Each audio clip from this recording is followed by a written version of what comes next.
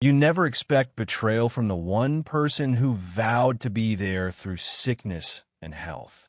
But there I was, hooked up to machines in a hospital bed, fighting to breathe, tubes in my arm, monitors beeping in rhythm with my unsteady heart, and she was emptying our joint savings account.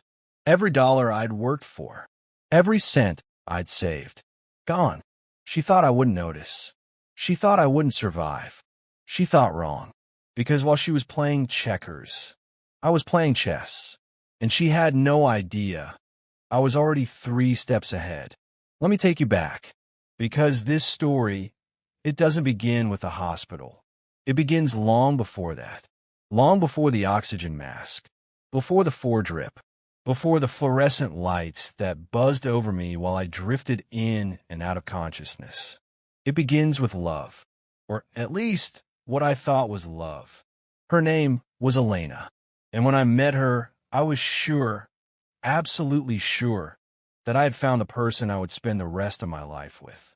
She was captivating, confident, the kind of woman who could hold a conversation with anyone, anywhere. When she walked into a room, heads turned. When she laughed, it made you want to be the reason she did it again. I was quieter. I listened more than I talked. I worked hard. I didn't need the spotlight. And she brought the energy I didn't even know I craved. We balanced each other, or so I thought. We got married 2 years after we met. Moved into a small 2-bedroom house on the outskirts of town. I poured myself into building a future for us. I took a stable job at a finance firm, put in long hours, saved every extra dollar. Every birthday, every anniversary, I tried to go above and beyond. Not because she asked, but because I wanted to. I believed in us. But over time, something started to shift. It was subtle at first. Fewer shared meals. Conversations that felt more like check-ins.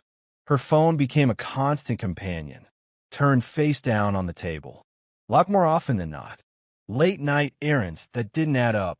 And when I asked, she called me insecure.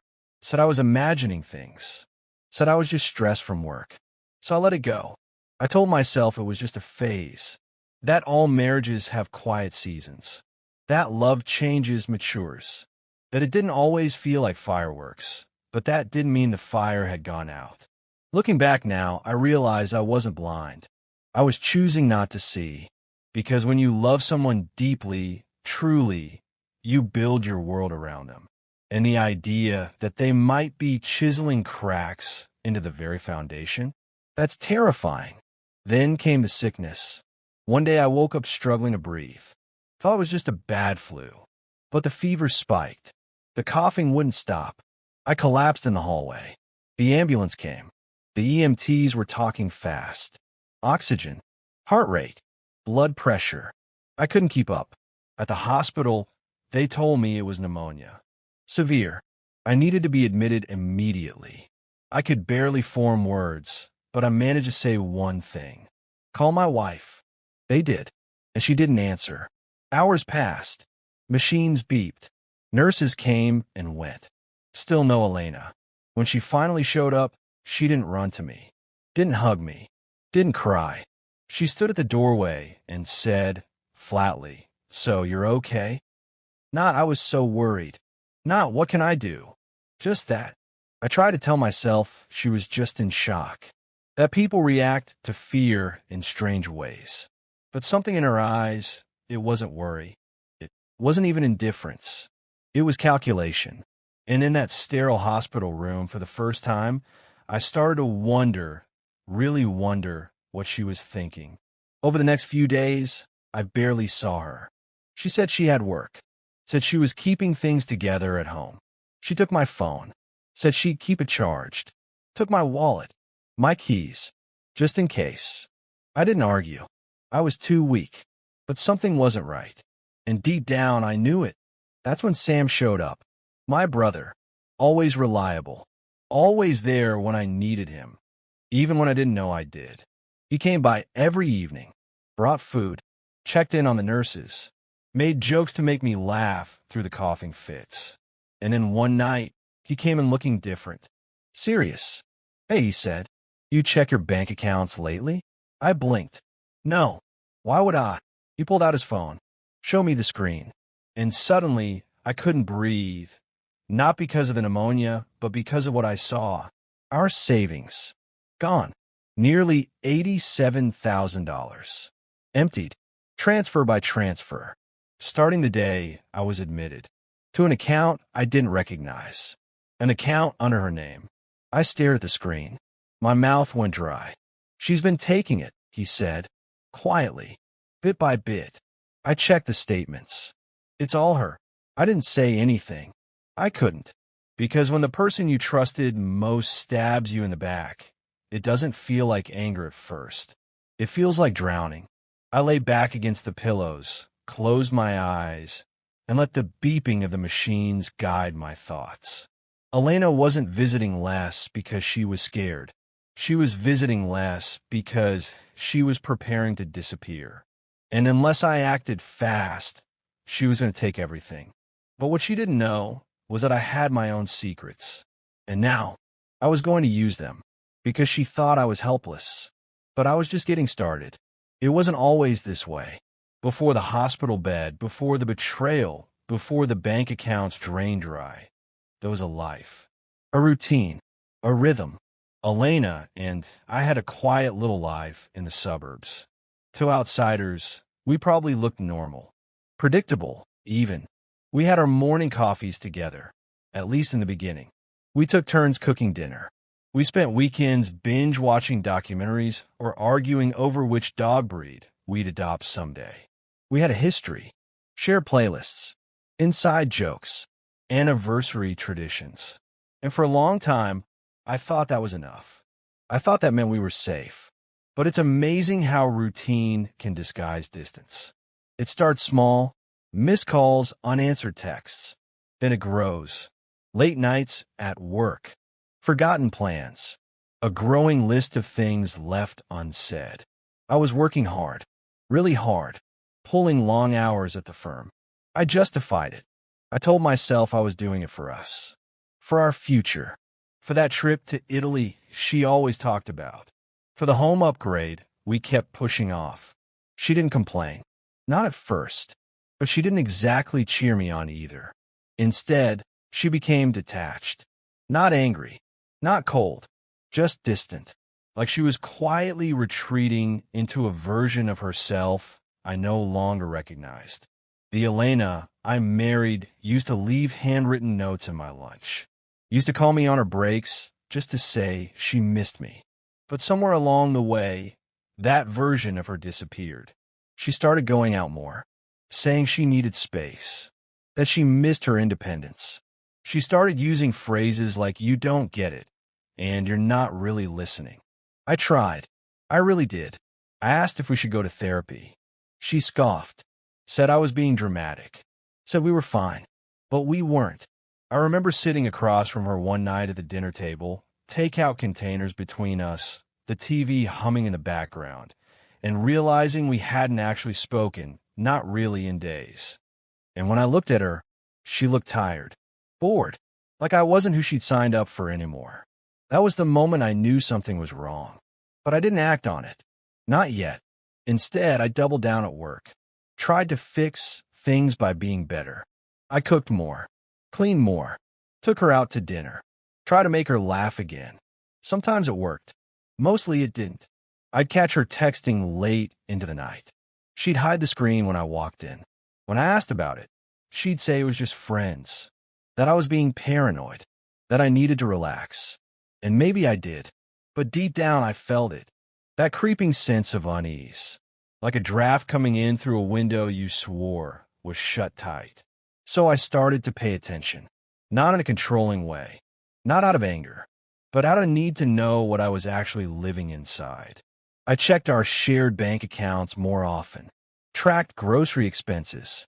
Paid closer attention to credit card statements. At first, everything looked normal. Until it didn't. Little charges started popping up. Boutique shops she never mentioned. Unfamiliar restaurants. Travel agency fees. All small enough to fly under the radar, but just off enough to raise my internal alarms. I asked her about one. A charge from a resort in Mexico. She shrugged, said it was a mistake, said she'd call to get it removed. But she never did. I didn't push. I told myself it was nothing. That trust meant giving space. That marriage wasn't about playing detective. But even trust has limits. That's when I created the emergency fund. Just a small account. A rainy day backup. Something I opened in my name only. I didn't do it to hide money. I did it because part of me was afraid that one day I'd need it. I told myself it was practical, that everyone should have a financial safety net. I didn't know how right I'd be. By the time I got sick, the tension between us had become routine. We barely fought anymore because we barely talked. It was like we were two actors reciting lines from a script neither of us believed in anymore. And yet, I still held on. Because love isn't logical. It's loyal, even when it shouldn't be. So when I collapsed that morning, gasping, dizzy, terrified, it wasn't just my lungs that gave out. It was the illusion I'd been living in. And as the paramedics wheeled me into that ambulance, as the doors closed, I remember wondering if she'd be there when I opened my eyes again. She wasn't. Not really. And by the time I saw her again, standing at the doorway of my hospital room, arms crossed, voice flat, I knew. I knew what kind of story I was in now. It wasn't a love story. It was a survival story. And I had just become the main character. It hit fast. One moment, I was standing in the kitchen, pouring my morning coffee. The next, I was on the floor, sweating, coughing so hard I saw stars, gasping for air like I was underwater with no way up.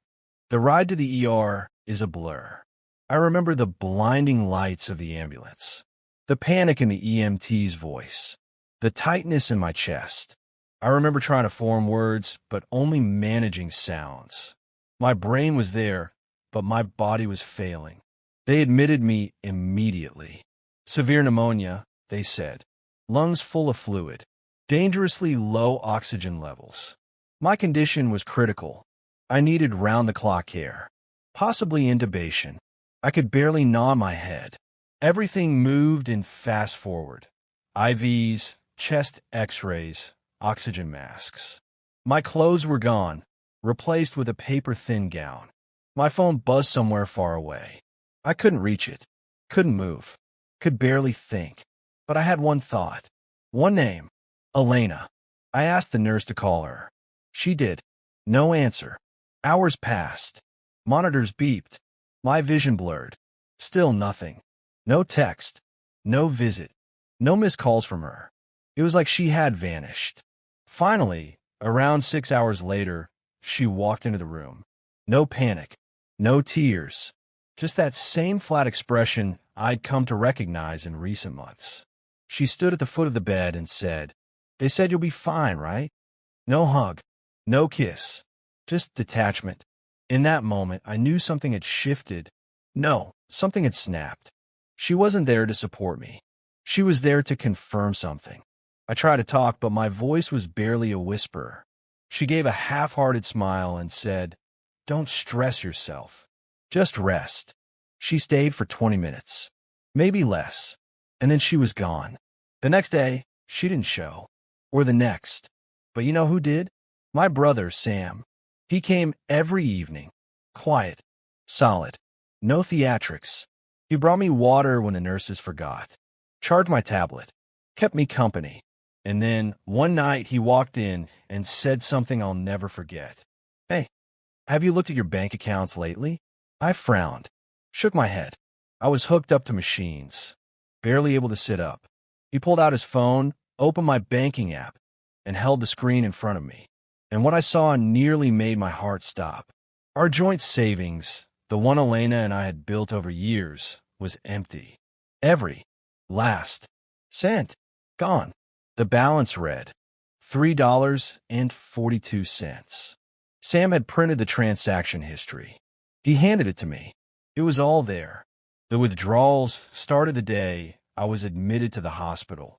Small amounts first, then larger, all routed to an account I didn't recognize, all under Elena's name. I couldn't speak, But inside, I was screaming. It wasn't just about the money. It was the betrayal, the timing, the cold calculation.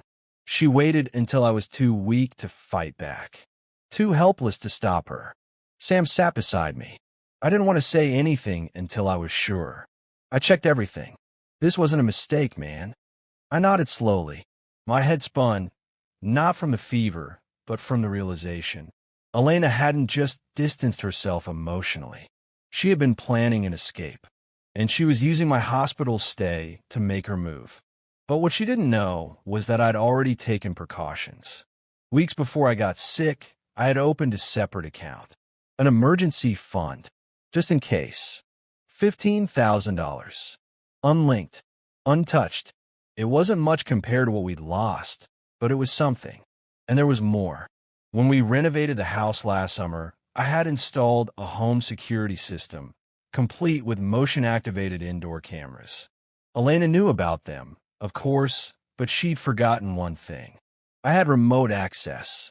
Lying in that hospital bed, with Sam's help, I logged in. What we saw confirmed everything.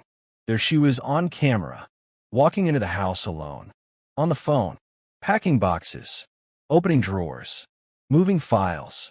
She even looked straight into the camera once, then turned the screen to face the wall. But she was too late.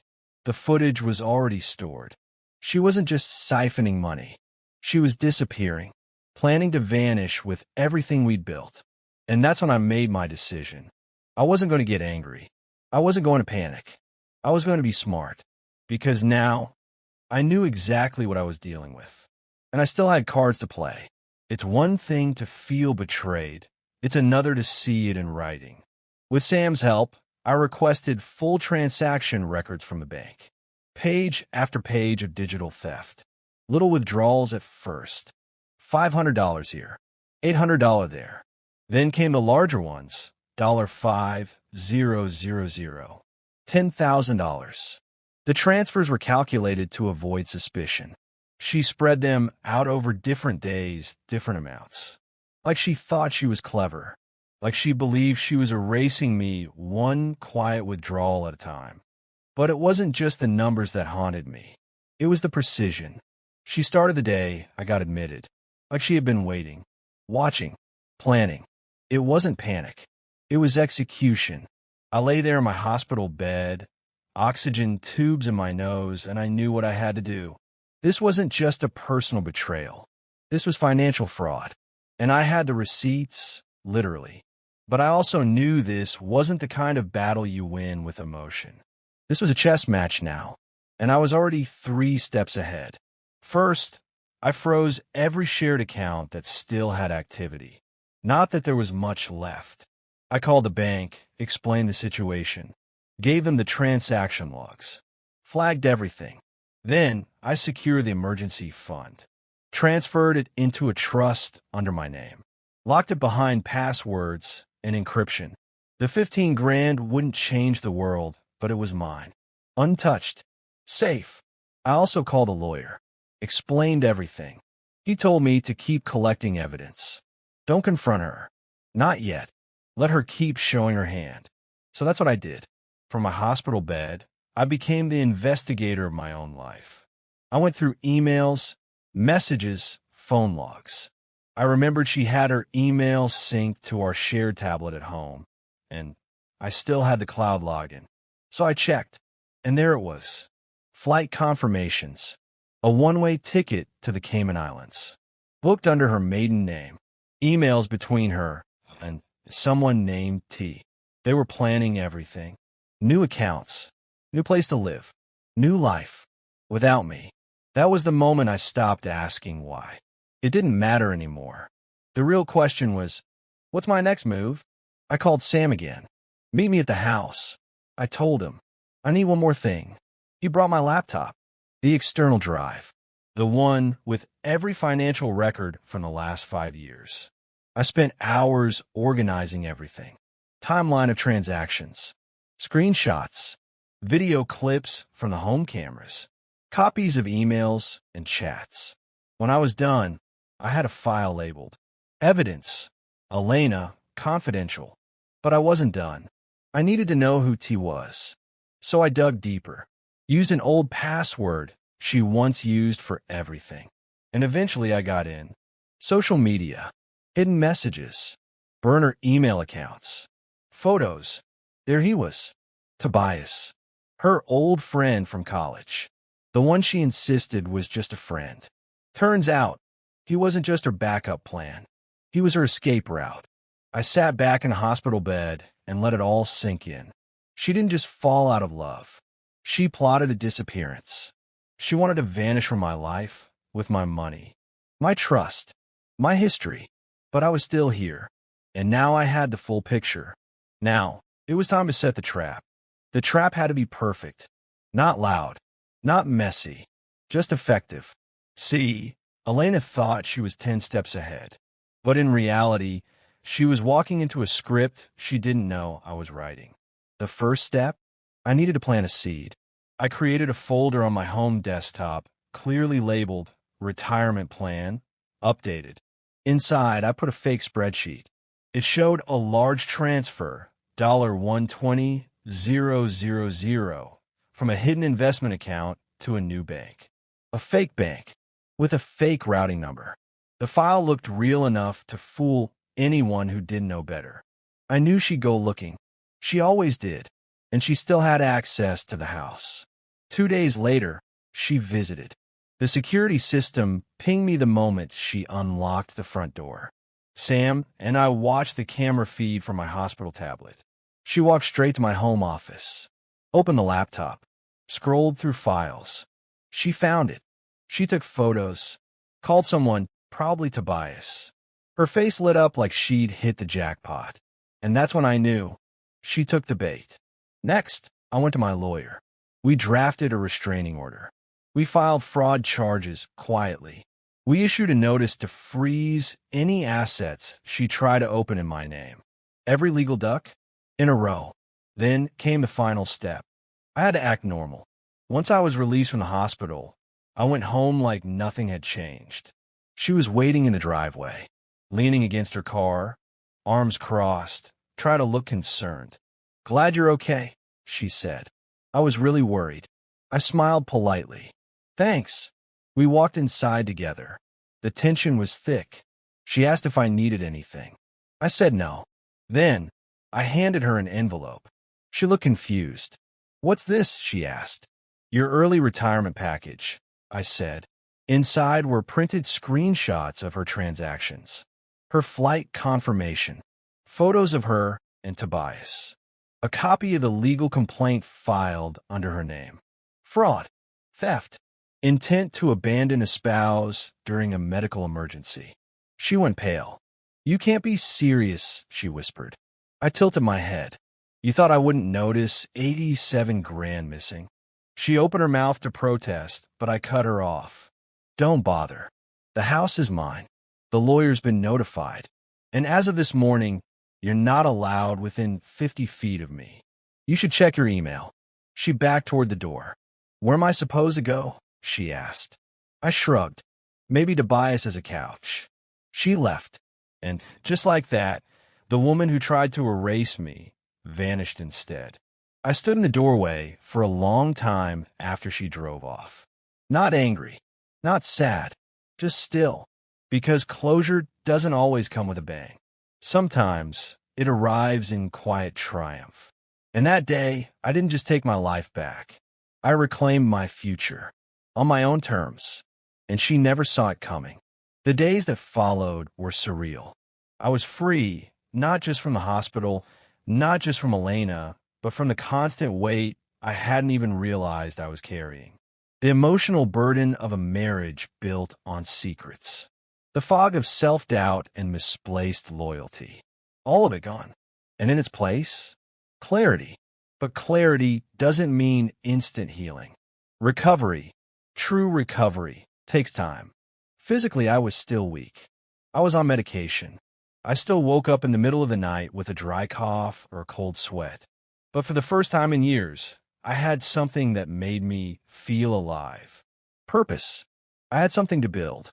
Not rebuild, build. From the ground up. For me. I started with the basics, moving her things out. changing passwords, cutting ties, blocking numbers, unsubscribing from reminders that carried her name. I reconnected with people I hadn't seen in years, old friends, family I neglected, people who had always supported me even when I was too busy being a good husband to notice. And they didn't ask for the full story. They didn't need to. They just said, "We're here." I spent long hours walking through the neighborhood, headphones in, listening to podcasts about healing, about growth, about starting over. I read books. I took notes. I let my mind wander without guilt. I sat in my backyard one morning, coffee in hand, wrapped in a blanket, and realized something. This was the first time in over a decade that I wasn't living for someone else's expectations. I was finally just me. And that version of me, he had a lot to offer. With encouragement from Sam and a few close friends, I started consulting. Finance, fraud prevention, personal security for individuals in vulnerable positions. My story became my strength. I didn't advertise it, but when the right clients found me, people going through divorce, people cleaning up after betrayal, I was able to offer more than technical help. I offered peace of mind. And business? It boomed. Because in a world where scams and betrayals hide in plain sight, people need someone who's been through the fire and came out sharper, not bitter. 6 months later, I was booked 3 months in advance. I had my own small LLC. I'd hired Sam part-time to help with logistics. We worked out of the spare bedroom, and life finally felt good again. Not flashy. Not perfect, but real. Mine. Sometimes I'd think about Elena. Not with anger. Not even with sadness. Just as a reminder. A cautionary chapter in a story that had turned out far more empowering than I ever expected. Because her betrayal didn't break me. It woke me up. She thought I was weak. But I was just waiting for the right moment. And when that moment came, I didn't fall apart. I rose. And now, every step I take, it's forward. Some people say closure comes when you get an apology. But I've learned something different. Closure doesn't come from them. It comes from within.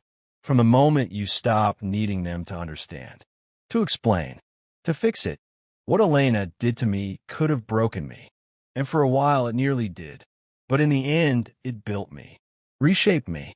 Turned the quiet man I used to be into someone stronger, sharper, and more aware of his worth. You see, the greatest revenge isn't shouting. It isn't confrontation. It isn't even the legal win. It's peace. It's success. It's waking up every morning and knowing you're no longer carrying the weight of someone else's betrayal. I've stopped asking why she did it. I don't need to understand a person who was willing to steal from the one who trusted her most. I don't need to dig through the ashes of her excuses or explanations. Because that's her burden now, not mine. My story doesn't end with her name. It continues with mine. The man who got sick, got robbed, got left behind, and still got back up. The man who turned a hospital bed into a war room, a betrayal into a blueprint, and pain into power. To anyone listening who's been where I was, blindsided, broken, betrayed, you're not weak. You are not naive. You are not a fool for believing in someone who didn't deserve it. You are a person who loved fully. And now, you get to love yourself even more. You get to rebuild, reinvent, rise. And believe me, you will. Because when life knocks you down, it's not the fall that defines you. It's what you do next. And me, I chose to rise. Thanks for listening. If this story meant something to you, share it. Someone out there might be living it right now. Let them know there's life after betrayal, and it's brighter than you think. Until next time,